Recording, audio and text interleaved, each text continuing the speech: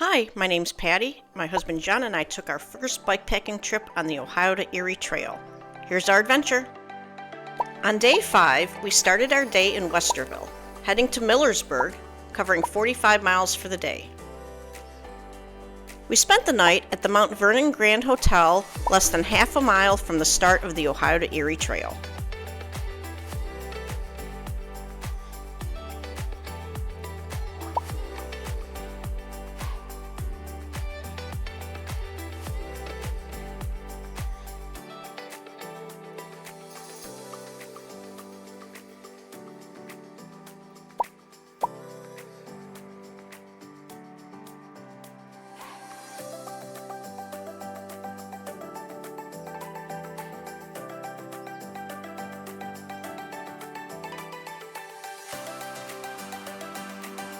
As we were pedaling out of this beautiful little town, we came upon this very cool dog fountain.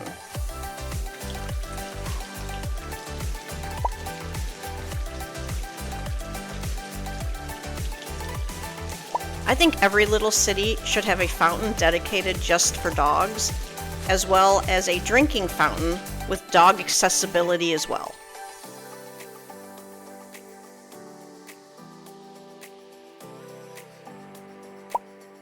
Just after our whimsical stop, we were back on the Heart of Ohio Trail once again.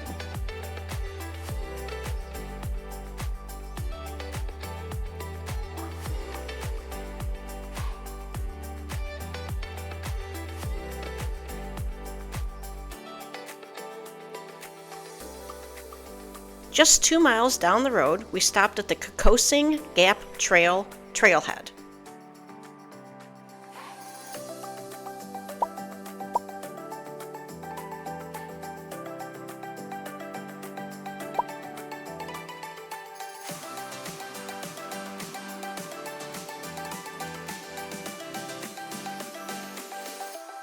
A fun fact I learned about the Kokosing Gap Trail is that the trail is the longest paved trail in the United States, maintained solely by volunteers and donations. How awesome is that?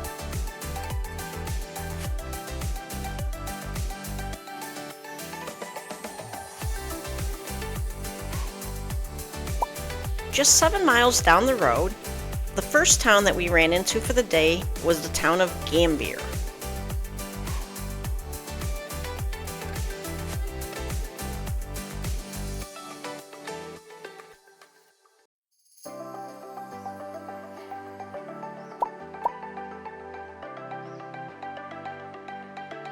We stopped briefly to check out the historic locomotive as well as a couple rail cars that ran on the Pennsylvania Railroad through this part of Gambier.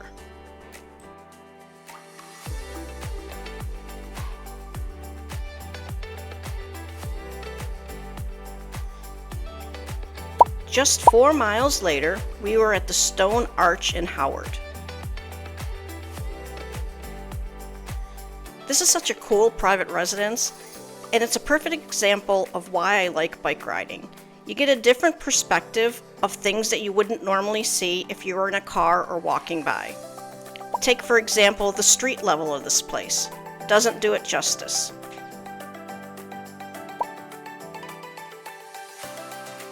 Eight miles later, we stopped at the Bridge of Dreams for lunch. Our failure to properly prepare for lunch resulted in what we consider our lunch of champions, items we had in our bag and acquired from hotels.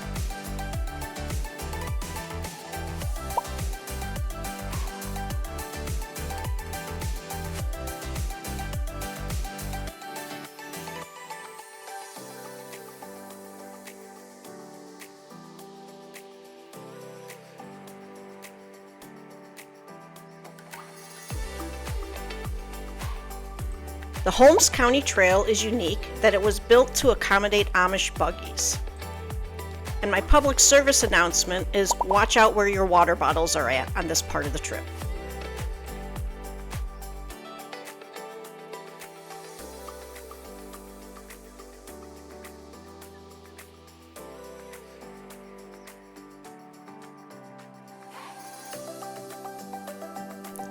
I believe we rode for about 4 miles uphill with only about a 3 to 5% elevation grade. It wasn't too bad, but the best part about it is being able to also not have to pedal for close to 3 to 4 miles all the way down. This was a beautiful trail.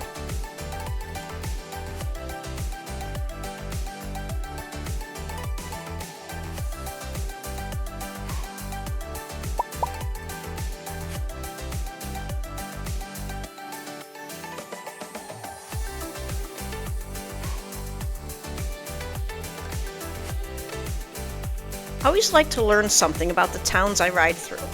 And when I learned about Glenmont, it is a very tiny village at only a quarter of a square mile. That is tiny.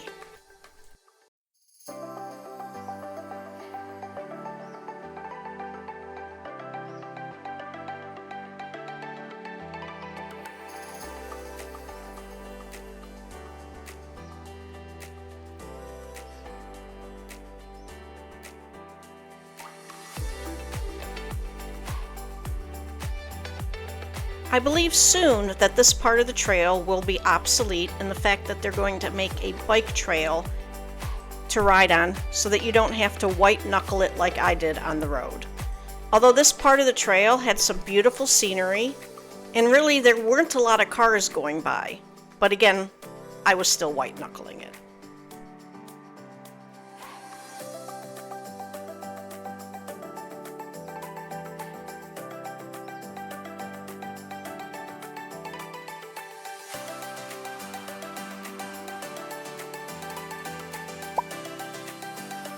The town of Kilbuck was a wonderful place to stop, get something to drink, and rest our legs for a little bit.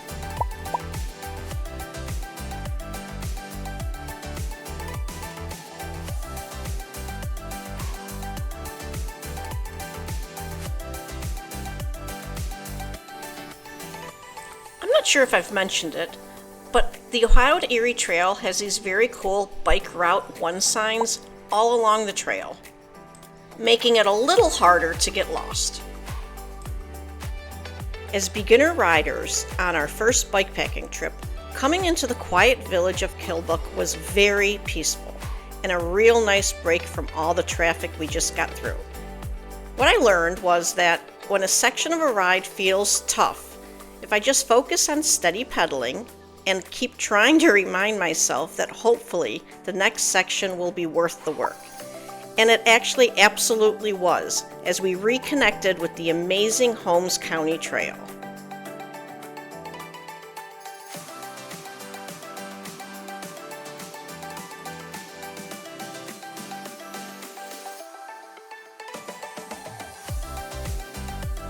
Arriving in Millersburg, we had only 2 more miles left to go for the day. We ate in a local brewery where we had some great food and beer, and it was a wonderful way to wind down the day.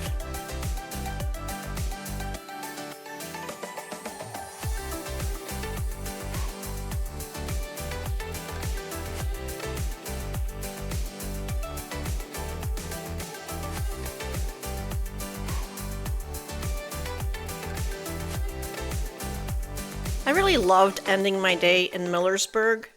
And I especially love the fact that the ride back to the trail was all downhill. It almost makes you forget about all the hard work it was getting up it.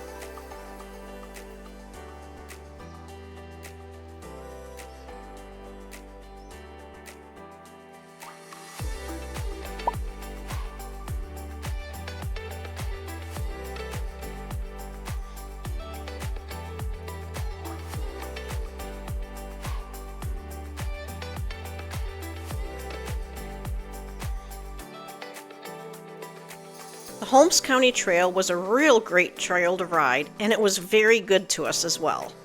We even found an unofficial road to get off of that was right across the street from our hotel, marking the end of another wonderful, fun-filled day.